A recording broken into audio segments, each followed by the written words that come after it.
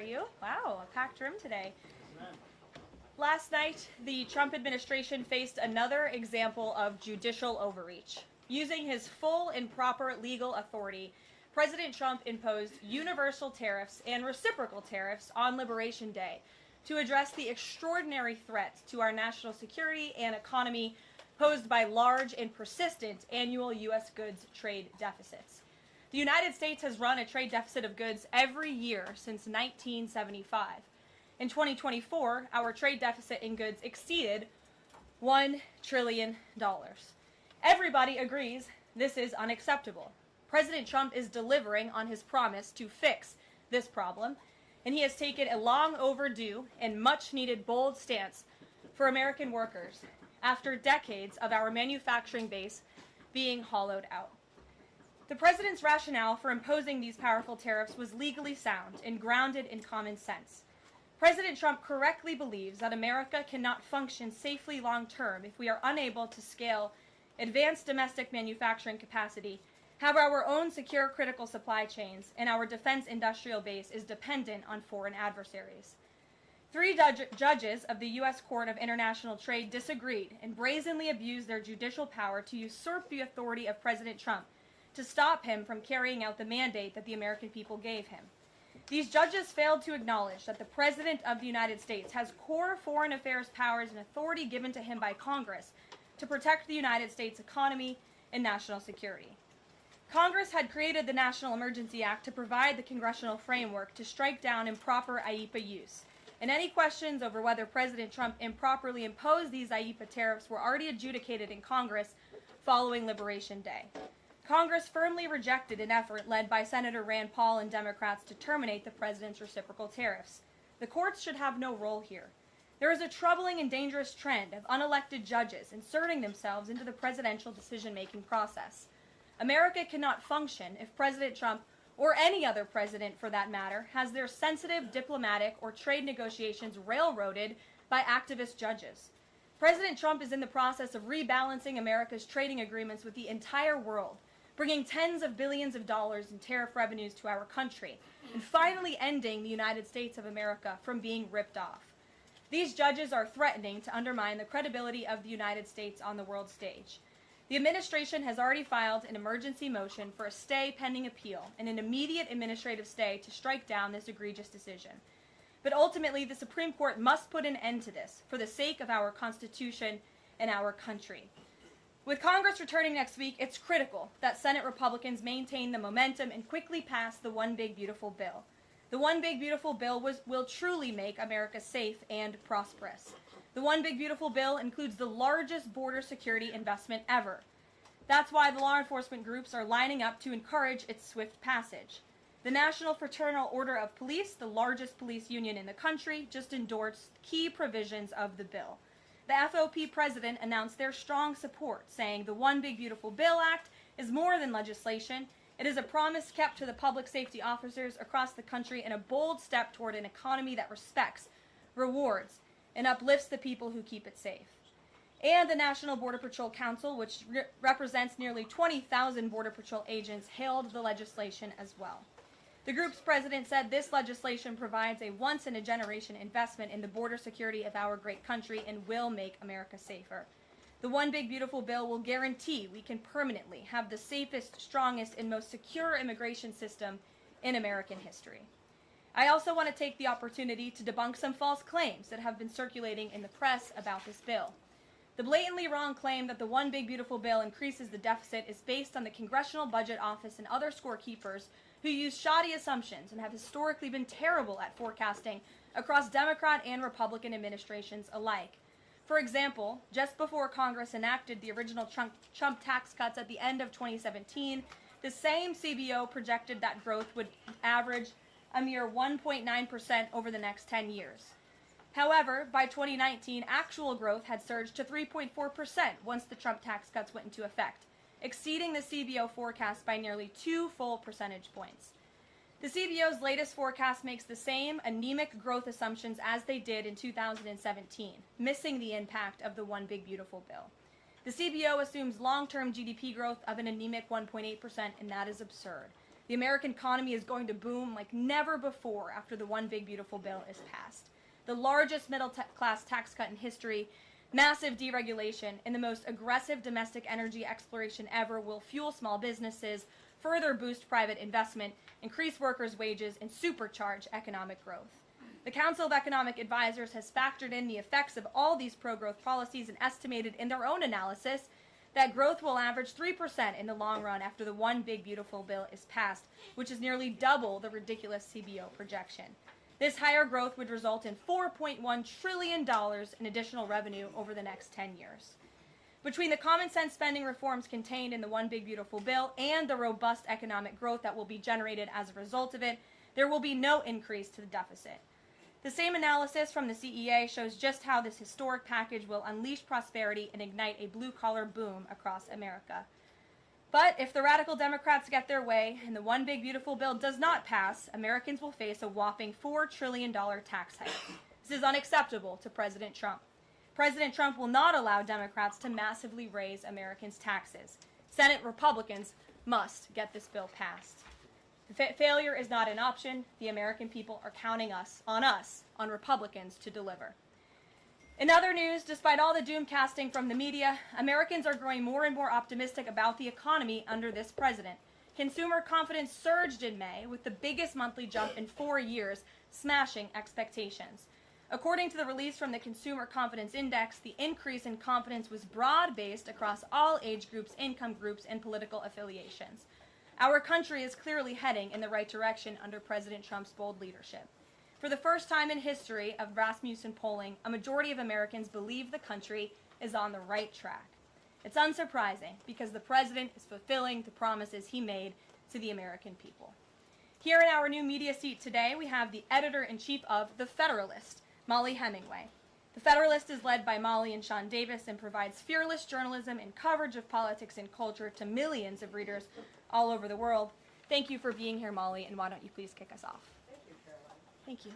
In the first Trump administration, there was an effort to stymie the agenda of Trump through the Russia collusion hoax perpetuated by many people in the media, including some people seated here, or the media outlets they represent, and other Democrats as well. The second Trump administration, to reference what you said at the beginning, seems to be subject to an effort to stymie the agenda using rogue lower court judges. You mentioned that the Supreme Court could and should do something to rein in these lower court judges. Also, Congress could do something about it, but they don't seem terribly interested in it. It also seems there's not much of an actual coordinated effort from this White House to take and tackle this effort from judges, Democrats and other people using these judges to stymie the agenda.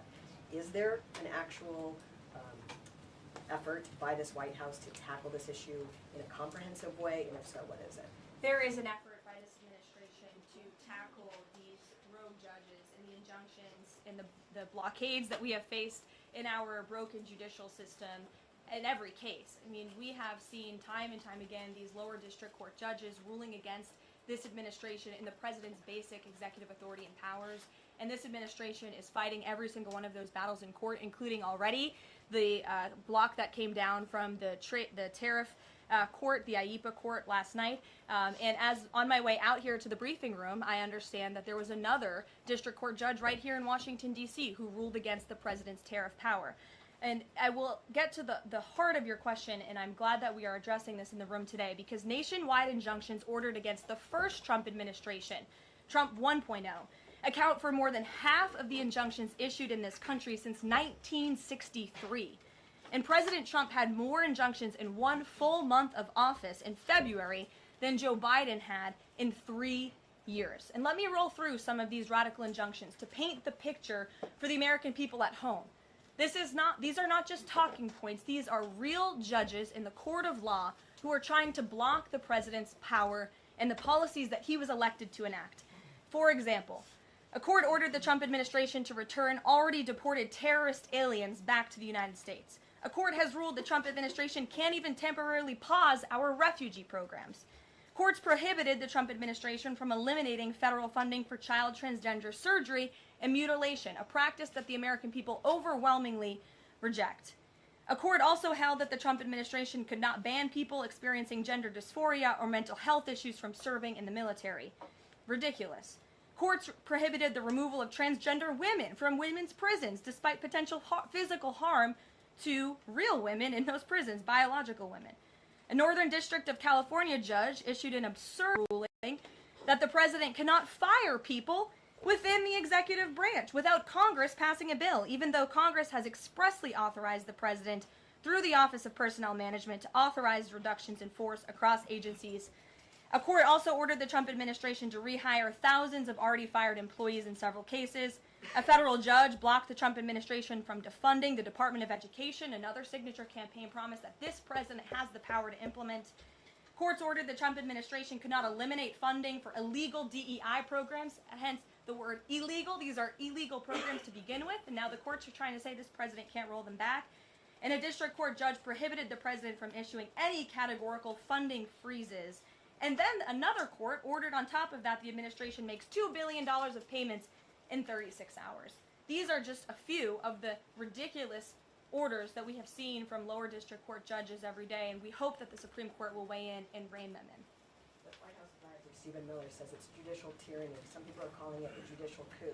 You're saying you're responding to each and every one of these actions, efforts by these judges to delay or thwart the implementation of the agenda, but is there going to be anything more than that, or is it just going to let this operation continue, even though it will delay everything for years until the presidency is over? The administration is operating under the directive given to from the president that we need to comply with the court's orders. He's made that very clear, but we're going to fight them in court, and we're going to win on the merits of these cases because we know we are acting within the president's legal and executive authorities. And thanks for being here. Gabe. Thank you, Karoline. Question on tariffs, but first actually some foreign policy news, some breaking news. Some local Israeli media is reporting that Prime Minister Netanyahu told hostage families that he's accepted a 60-day truce offer. So can you confirm, have Israel and Hamas agreed to a truce? I can confirm that Special Envoy Witkoff and the president submitted a ceasefire proposal to Hamas that Israel backed and supported. Israel signed off on this proposal before it was sent to Hamas. I can also confirm that those discussions are continuing, and we hope that a ceasefire in Gaza will take place so we can return all of the hostages home, and that's been a priority from this administration from the beginning. I won't comment further as we are in the midst of this right now. Clear, you don't know if Hamas has accepted it yet? Not to my knowledge, but certainly if that becomes the case and this ceasefire goes into effect, you'll hear it directly from myself, the president, or Special Envoy Witkoff. On tariffs, Kevin Hassett earlier this morning, he brushed off a legal ruling and called it a hiccup, and he said that trade deal negotiations would continue. Why would other countries continue these trade deal negotiations given the ruling? Because other countries around the world have faith in the negotiator-in-chief, President Donald J. Trump. And they also probably see how ridiculous this ruling is, and they understand that the administration is going to win, and we intend to win. We already filed an emergency appeal. We expect to fight this battle all the way to the Supreme Court. These other countries should also know, and they do know, that the president reserves other tariff authorities, Section 232, for example, to ensure that America's interests are being restored around the world. But I can confirm that our ambassador for trade, Jameson Greer, already heard from countries around the world this morning who said they intend to continue with these negotiations. Peter. Thank you, Karoline. So many of the president's plans right now are being blocked by courts. If the courts are going to be the ones who are shaping policy, does the president wish he would have just become a judge instead? I think the president would take this job over being a judge, and certainly the president is acting within his authority. He wishes judges would do the same.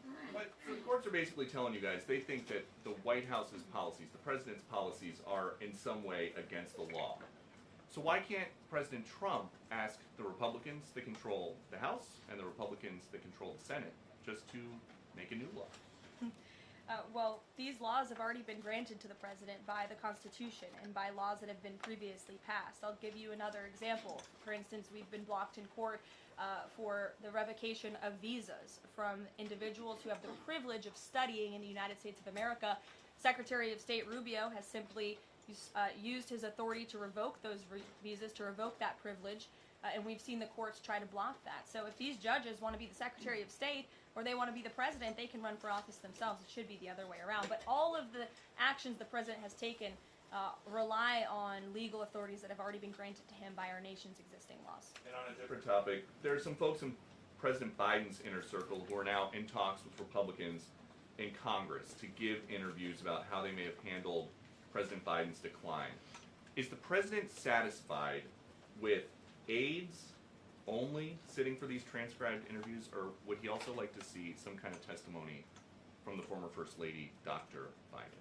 I think, frankly, the former First Lady should certainly speak up about what she saw in regards to her husband and when she saw it and what she knew. Because I think anybody looking, again, at the videos and photo evidence of Joe Biden with your own eyes and a little bit of common sense can see this was a clear cover-up.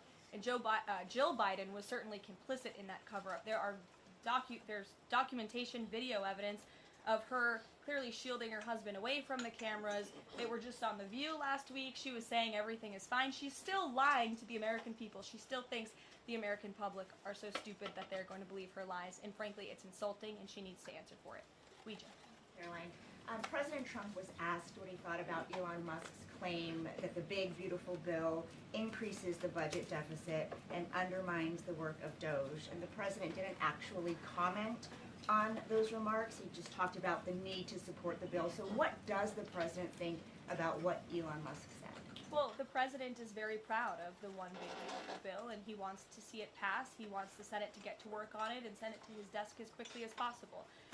Of course, as you know, Elon Musk announced last night his departure as an official special government employee from the Trump administration. We thank him for his service. We thank him for getting DOGE off of the ground, and the efforts to cut waste, fraud, and abuse will continue. So he doesn't have any comment about Musk saying it adds to the deficit and it undermines all his work? The president commented on this. I commented on it. I told you that this bill saves $1.6 trillion according to the Council of Economic Advisors and the analyses that the president believes in. So he gave a comment. I gave a comment. Just because you don't like that comment doesn't mean it's not a comment. Rachel. Yes, Caroline. Back on trade, I know you said the White House is going to fight this ruling in court. Is the administration actively reviewing other avenues, other options to carry out the president's trade policy? The president's trade policy will continue. We will comply with the court orders, but yes, the president has other legal authorities where he can implement tariffs. However, it does not dispute the fact that the president was right to declare a national emergency when it came to fentanyl and when it came to our crippling deficits and the lack of critical supply chains here at home. That is the reasoning for the president's tariffs. And the court didn't dispute those facts, by the way. And there have been other courts that have reaffirmed the president's position. In fact, a ruling in federal court earlier this month shows that the administration is in the right, said we will win on appeal. A federal district judge in Florida ruled that IEEPA, in fact, does grant the president the authority to unilaterally impose tariffs. And 20 years ago, I will add, they are not a court, the New York Times editorial board responded to the January 2005 trade deficit of $58.3 billion by writing an editorial entitled Dangerous Deficits. And since then, our trade deficit has more than doubled. The U.S. trade deficit in January totaled a whopping $131.4 billion. So people on both sides of the aisle, pundits, lawyers, legal scholars, politicians have all agreed that it is a national emergency, our trade deficits and our lack of critical supply chains here at home. It's just President Trump was the first president to actually act on it to restore that wealth and that prosperity to the United States of America. And it's very unfortunate that the courts are now blocking his attempts to do So that. has the administration then reached the point where you are actually asking your economic advisors to start reviewing other avenues to implement the president's trade policy, or do you want to just see this legal process take place for now? We can walk and chew gum at the same time. We are doing both. Josh. The Fed says the president met with the Fed chair earlier today. I'm wondering if you can give us any readout of that meeting. The Fed also says that they discussed the economy. I imagine the president might have shared views on rates as well. What can you share? I can share with you that we saw, the president and I both saw the statement that the Fed put out after the meeting. That statement is correct. However, the president did say that he believes the Fed chair is making a mistake by not lowering interest rates, which is putting us at an economic disadvantage to China and other countries. And the president's been very vocal about that, both publicly and now I can reveal privately as well. Did he speak at all about his plans for that position, but whether he would seek to move Jay Powell out of that position or keep him in until his term ends? No. Okay. Very quickly on the tariff question, you mentioned Section 232 earlier. Are you suggesting that you might sort of speed up some of the existing 232 investigations? Or are you talking potentially using 232 as a replacement power if this ruling doesn't go your way? Of course, you hope it does. I'm not suggesting that. I'm just simply stating the fact that the president has other legal authorities he can use to implement tariffs, and the administration is willing to use those. As you know, we already have applied Section 232 tariffs on specific industries. Thank you. Yep, thank you. President Trump said that he needed 1.5 to 2 weeks to determine whether or not he believed Vladimir Putin wanted peace. He has been in office now for 4 months. What does he believe is going to happen in the next 1.5 to 2 weeks that would change his opinion? Well, it is my understanding, and it is our hope, that Russia and Ukraine will begin direct talks and negotiations next week In Istanbul, and we believe that meeting is going to take place, and that is a meeting the president encouraged and urged for these two sides to come together and negotiate directly.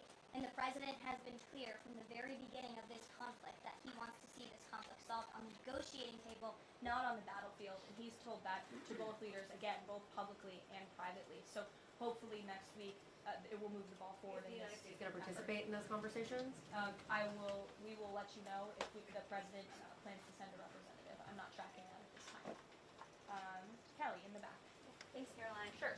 I wanted to just clarify once and for all the Qatari jet, the sale, or the gift, because the Qatari government is asking the U.S. to clarify that the jet's pending transfer was initiated by the Trump administration. So is this something that the White House is going to do? The amount of questions we've received, and we've been incredibly clear, and I have answered this, the president has answered this, the Department of Defense has answered this.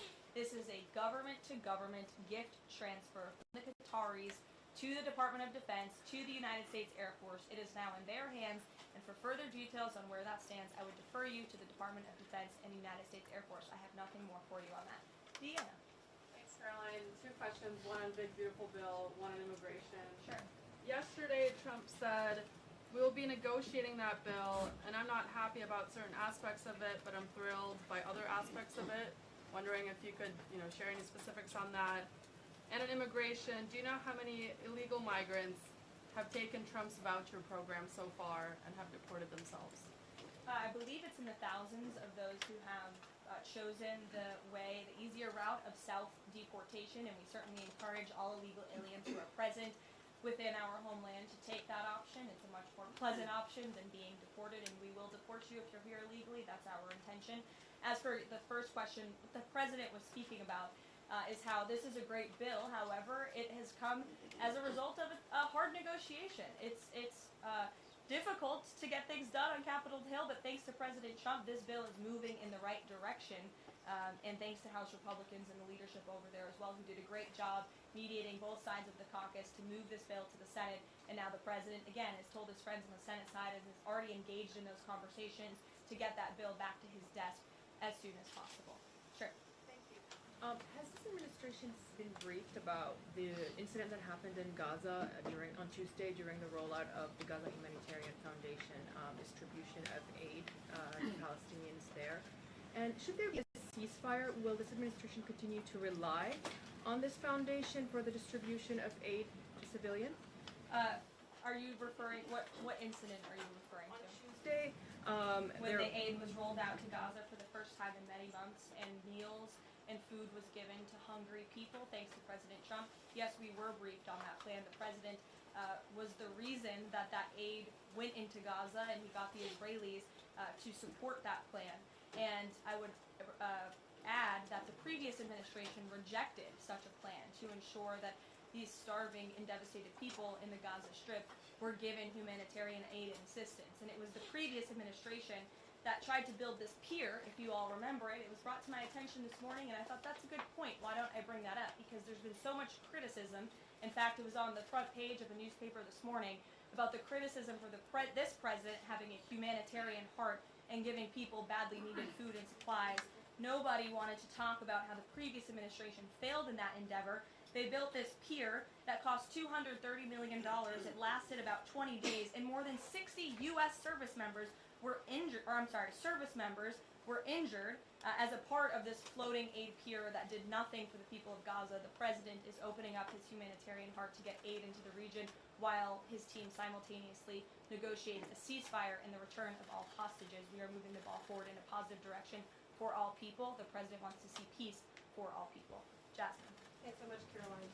A notice investigation found that the hallmark landmark Maha Commission report that was released last week cites studies that appear to not exist. We know that because in part, we reached out to some of the listed authors who said that they didn't write the studies cited. So I want to ask, does the White House have confidence that the information coming from HHS can be trusted? Yes, we have complete confidence in Secretary Kennedy and his team at HHS. I understand there were some formatting issues with the Maha report that are being addressed, and the report will be updated, but it does not negate the substance of the report, which, as you know, is one of the most transformative health reports that has ever been released by the federal government and is backed on good science that has never been recognized by the federal government. And a quick follow-up, can you talk about what tools or research goes into production of these kinds of reports? For instance, is it AI that's used to put together these reports now? I can't speak to that. I would refer you to the Department of Health and Human Services. What I know is just what I told you. Lindsay. Thank you, Caroline. Many small businesses that we've talked to since the tariffs have been in place have said what would really help them is a long-term plan so that they can catch up. In light of what's happened now, this trade war with the courts, how will that impact this 90-day window? Will you guys be adjusting that? And how can you help relieve some of these small businesses? Well, I would say nobody understands the needs of business owners, and nobody has the backs of our small business community more than President Donald J. Trump. He believes, I've heard him talk about this with small business owners himself, that small businesses are truly the backbone of our American economy. And that's why the president is supporting the One Big Beautiful Bill. So for those you spoke to who are asking for a long-term plan, big tax cuts are coming their way. No tax on tips, no tax on overtime for their workers, more money in their pockets. Their bottom lines will be larger. They can pay their people more. Wages are going to go up. Inflation will continue to come down. We've already seen energy prices plummeting as a result of this president's economic and energy agenda that he has been implementing across the federal government, reducing burdensome regulation. All of that is good news for small business owners across the country. That's why they strongly support the president, and that's the Trump economic plan that is underway. And again, you're emphasizing, I believe, the need to pass the One Big Beautiful Bill, and the president wants to see that. And Caroline, will you still work within that 90-day window for these trade negotiations? Does that still stand? Again, as far as we're concerned, our trade agenda is moving forward, and we've already heard from countries around the world today who will continue to negotiate in good faith with the United States so we can cut good trade deals on behalf of the American people, and we fully expect to win this case in court. Sure. Caroline, on Golden Dome, the president put out this number of $61 billion. How did he arrive at that? Is that the number it will cost to protect Canada, and is it negotiable, or where did it come from? I can certainly ask the president, and I can check in with our research team, and we'll get you the facts on that number. But the Golden Dome is certainly a significant investment in our nation's national security and homeland security to protect Americans, all of you in this room, from future threats. And have the Canadians been talking in good faith about paying to be in it? I know they expressed some interest. Well, the president has certainly expressed to the Canadians that we are essentially subsidizing their national defense. He brought it up in his meeting with their new leader here, and as you know, we'll be traveling to Canada next month for the G7, so I expect that topic of discussion to come up on that trip as well. Sure. Hi, thanks, Caroline. There was a May Day USA rally in Seattle that happened over the weekend that developed into some protests and riots. The Seattle Mayor Harrell said that it was a far-right rally held here to provoke a reaction by promoting beliefs that are inherently opposed to our city's values, which he defined as LGBT values. I know the FBI is looking into this, but has the president reached out to the mayor at all, asked him to apologize for this, and is this something that the administration would consider an example of anti-Christian bias? I'm not aware of that case. I know the FBI is looking into it, but I'm not aware of any phone calls the president may or may not have made to the mayor of that state. And then on DOGE, we know that Elon Musk is leaving. Do you have an updated leadership structure for who is leading the group? Is Russ Vought involved? And what is its new mission now, if any? Well, the entire cabinet is involved, and I spoke to the president about it this morning, and the entire cabinet understands the need to cut government waste, fraud, and abuse. And each cabinet secretary at their respective agencies is committed to that. That's why they were working hand in hand with Elon Musk, and they'll continue to work with the respective DOGE employees who have onboarded as political appointees at all of these agencies. So surely the mission of DOGE will continue, and many DOGE employees are now political appointees and employees of our government. And to the best of my knowledge, all of them intend to stay and continue this important work. Is there a DOGE leader taking the place of Mr. Musk? Well, again, the DOGE leaders are each and every member of the president's cabinet and the president himself, who is wholeheartedly committed to cutting waste, fraud, and abuse from our government. Michael. Thank you, Caroline. There's conflicting reports out of the Middle East right now. Saudi television network Al Arabia is saying that Israel and Hamas have agreed to a 60-day ceasefire. Sources with Hamas are saying that has not been agreed to. If and when that does happen, will we expect to hear something from President Trump announcing that? As I said earlier, yes, indeed. If there is an announcement to be made, it will come from the White House, the president, myself, or Special Envoy Witkoff. And finally, Caroline, one big beautiful bill. The president says he's not happy with all aspects of it. What changes would he like to see be made? And can this bill be both big and beautiful? It is a one big beautiful bill, as the name rings true. And the president, as I said, is currently working with his friends in the Senate who have some recommendations for the bill. Those negotiations and discussions are continuing, but the president's ultimate priority is to get this bill back in his desk for signature. And the president's priorities in this bill are non-negotiable in terms of the tax priorities he wants to see and the large tax cuts in the border investments that are currently in this bill. He is not going to allow them to go away for the American people. Sure, go ahead. Yes, I wanted to ask you about, has the president spoken to any of these foreign leaders about these agreements that have been reached, specifically the case of the United Kingdom that already has an agreement in place after this decision of the court in New York? Has the president talked to foreign leaders about what? About the court decision in New York. Which court decision? The trade court. Oh, the trade court decision. He did speak to the leader of Japan this morning. And he said that was a very good call and a good discussion. And as I said, the president's cabinet, Secretary Lutnick, Secretary Bessent, and Ambassador Jameson Greer have all been in touch with their counterparts in countries around the world to let them know the United States will still be at the negotiating table. And we still expect countries around the world to treat us fairly. Again, I will just close by saying that how ridiculous it is that we have been ripped off, our middle class has been hollowed out, our manufacturing base has left and gone overseas, jobs have been offshored, and now no court did anything about that. No court did anything about hundreds of thousands of people being put out of work, about thousands of factories being closed down, about our deficits going to dangerous levels, as the New York Times has said. But now a court is trying to stop a president from trying to correct those wrongs of the past. And this administration will continue to do that. It's a promise the president made to the American people, and it's a promise they elected him on. We will win this battle in court, and the president will implement his America First trade policies. Thank you, everyone.